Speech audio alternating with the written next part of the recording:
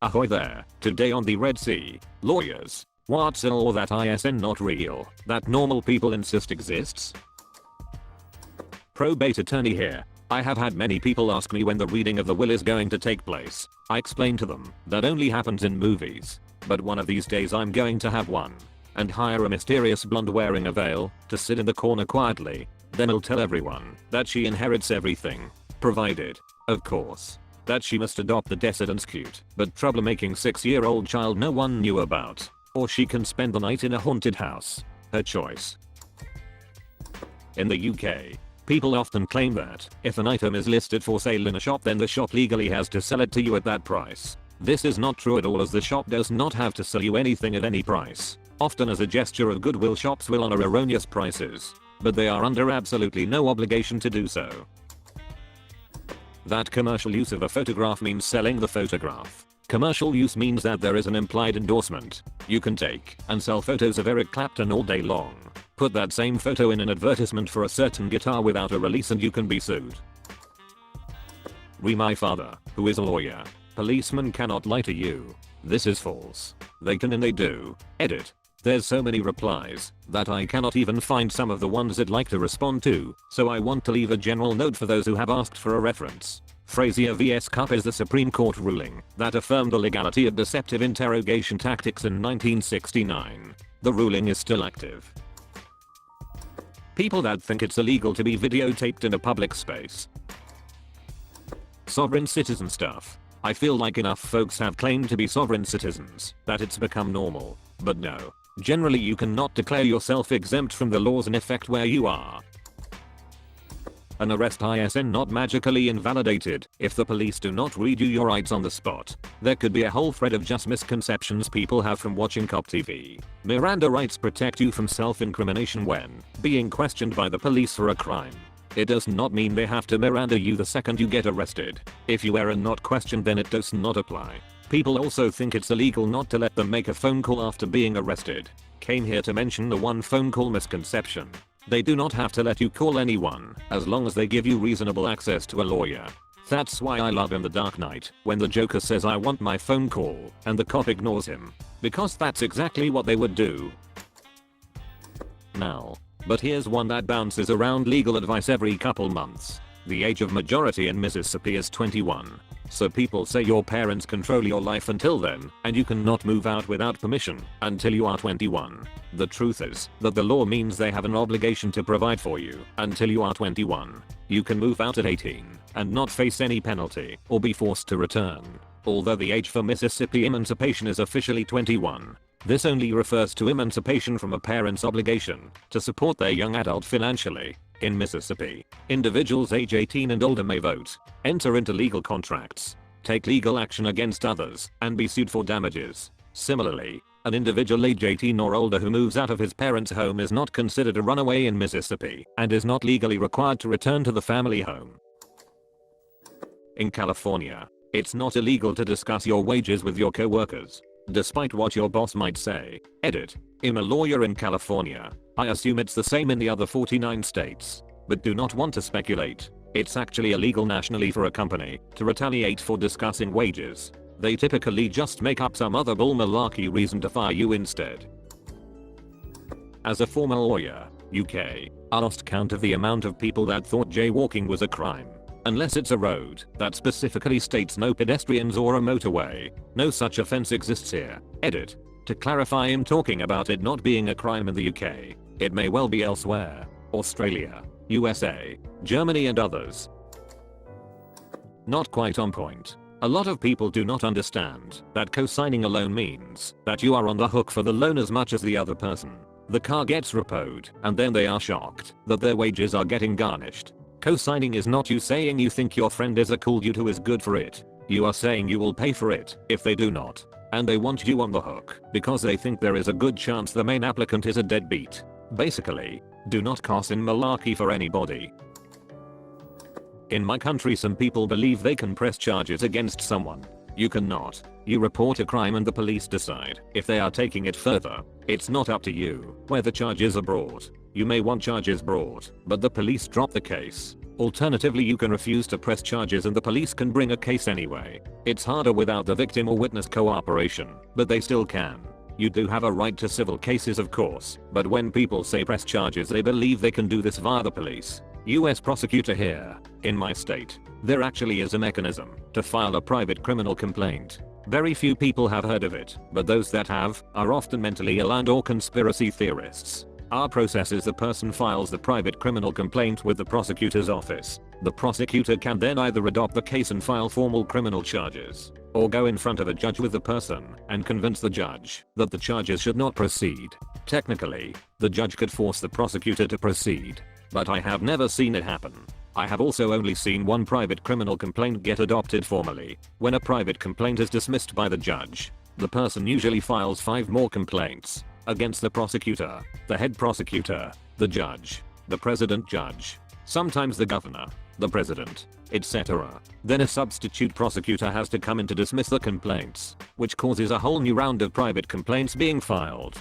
They are almost always a waste of time, but many times they are at least entertaining.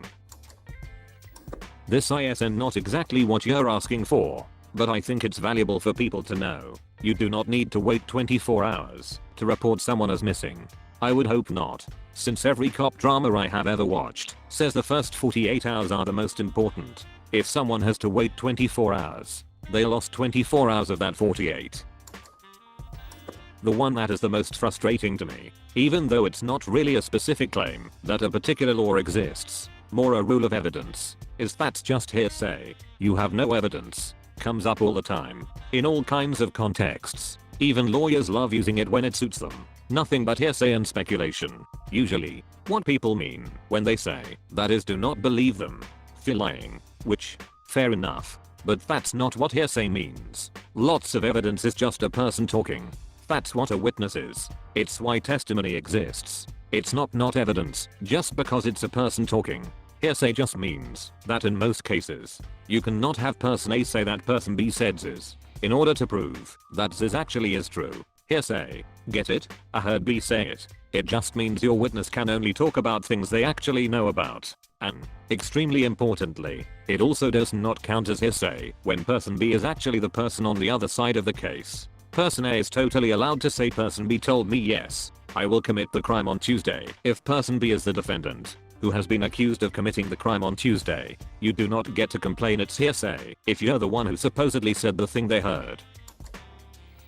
In the UK, it's not illegal to park on someone else's driveway. It's classified as trespassing, a civil offense, not criminal, which means the police cannot do anything.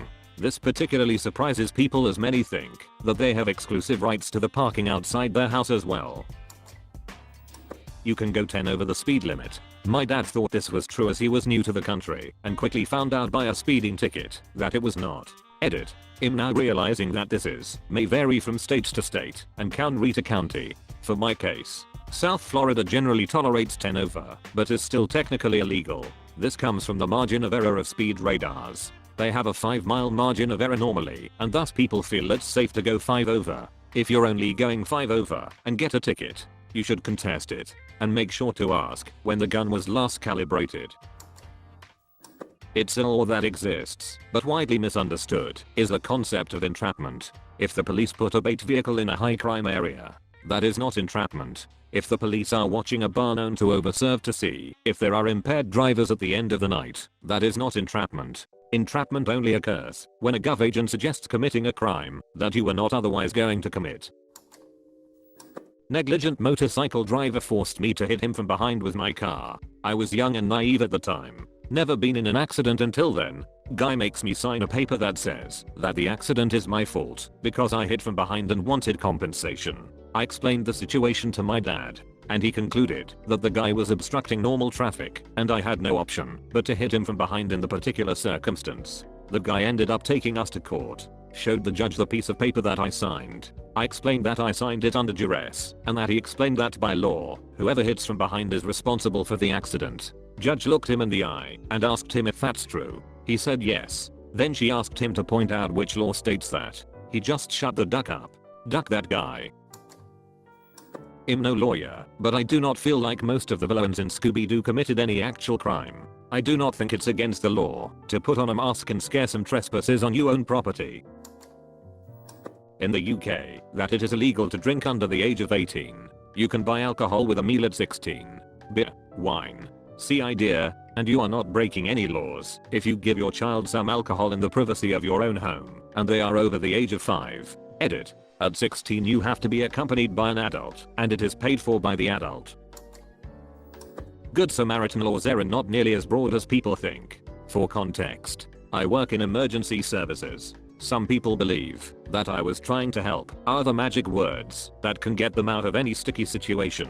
Edit. Good Sam laws vary by country and state, and the medical examples are a little more black and white than others. Adding a non-medical example of what I'm talking about, imagine you're driving your car and notice someone on the side of the road who needs help. As you swerve off the road to provide assistance to this person in need, you incidentally run over a child on the sidewalk. After the situation is over, you're definitely not free from the consequences of running over the child with your car just because you had good intentions of helping someone else. Versions of that story have occurred, and the drivers have tried to use a Good Samaritan defense because they meant well. There is absolutely some gray area on the subject, but if your unprompted action undoubtedly makes the situation worse than if you'd done nothing. Having good intentions is not a get out of jail free card, and a bunch of people do not understand that concept.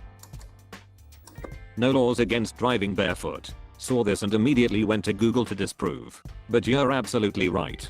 I have been told this my entire life and always thought it was dumb. The reasoning everyone always told me was because the vibrations from the pedals would make your foot fall asleep or go numb, so you wouldn't have as much control. Even though I know so many people who drive barefoot and have never heard one of them say that their foot fell asleep. Mandatory addition. In the US, in Germany, while appropriate footwear is not directly required, you can be found at fault if your choice of footwear or lack thereof leads to your inability to avert an accident.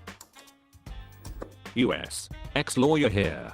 There is no law that requires the police to provide you with their name and badge number when asked. There may be internal policies, but it's not the law. There is also no law that requires the police to get a supervisor if demanded. Again, policy vs law. There is no law that allows you to question whether an order given by the police is lawful or not. A court has to decide if the order was lawful after the fact, but there are laws to punish you if you do not comply. Paralegal. A lot of people think that the law requires you to be a good, decent person. If I'm sitting on a bench and see a blind person about to walk into the path of a bus, it's completely legal for me, in the United States, to remain silent, take my cell phone out, and take a video of his death. It's even legal for me to profit from the video. I'd be a monster for doing it, but there's no law imposing a duty on me to tell this stranger, watch out for that bus. Whoa, hey, take it easy, it is the end of the video. Do not worry, there are many more. Come aboard the ship for more trips. Like and subscribe for more posts from the Reddit Sea Cove. Thanks for watching.